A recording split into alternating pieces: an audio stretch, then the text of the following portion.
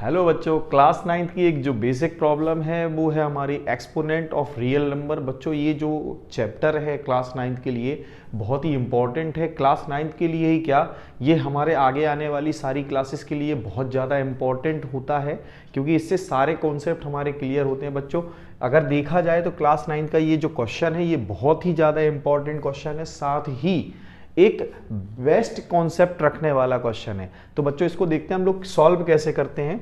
सबसे पहले इन्होंने हमको ये दे रखा है कि A B C is equal to 1, तो हम इसका यूज कैसे करेंगे इस क्वेश्चन को देखेंगे। बच्चों सबसे पहला हमारा काम होगा, यहाँ पे जो हमारे पास 1 प्लस ए प्लस 1, तो क्या मैं इस बात को 1 अपॉन बी लिख सकता हूँ बच्चों। इसके बाद बच्चों 1 upon 1 plus b plus 1 upon c, यहां 1 upon 1 plus c plus 1 upon a. अब हमें इस बात का ख्याल रखना है इसमें कि ये जो हमने अगर 1 अपॉन बी ले लिया तो जो 1 अपॉन बी की वैल्यू होगी बच्चों यहां से निकलेगी क्या, 1 upon b is equal to a c. तो हम यहां क्या करेंगे 1 प्लस ए सी।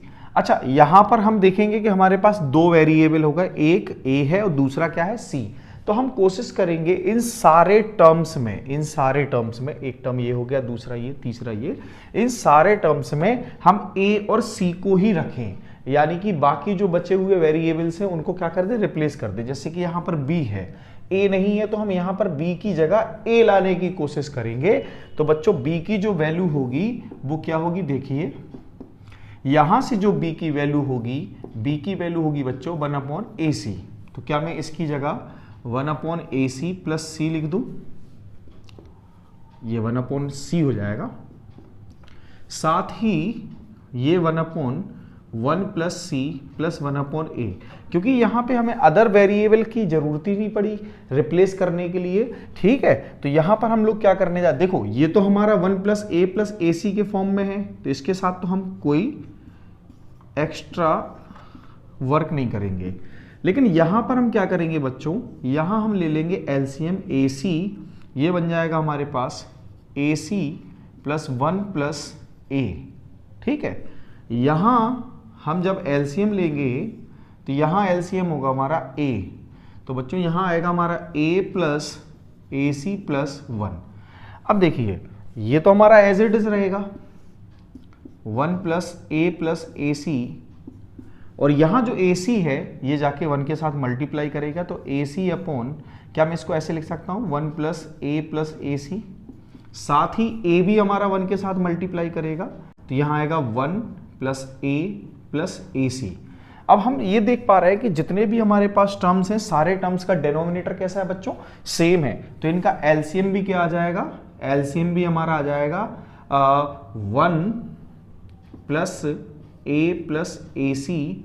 और यहां पर देखेंगे जब हम इससे डिवाइड करेंगे इस पार्ट को तो हमारे पास आएगा 1, और 1 का मल्टीप्लाई 1 से, मतलब जो सारे के सारे न्यूमरेटर हैं वो हम सारे के सारे एज इट इज लिख देंगे, ए सी प्लस ए। अब हम देखेंगे हमारा जो न्यूमरेटर है और डिनोमिनेटर बच्चों कैसा आ गया, सेम आ गया, तो इसकी जो वैल्यू हो गई 1 हो गई, हैंस प्रूव्ड।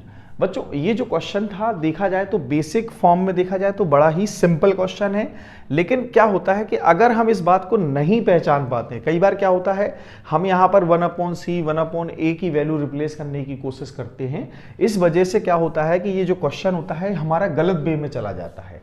तो हमें कोशिश करनी है कि कैसे भी करके जो इसमें टर्म्स बने वो सारे टर्म्स इसमें आ जाएं। ठीक है, जो वेरिएबल फर्स्ट टर्म में आए वो सारे के सारे वेरिएबल हमारे सेकंड और थर्ड टर्म में भी आए, तो ये क्वेश्चन आसानी से सॉल्व हो जाएगा। बच्चों अगर ये प्रॉब्लम आपको समझ में आई है तो वीडियो को लाइक करें, चैनल को सब्सक्राइब करें। Thank you.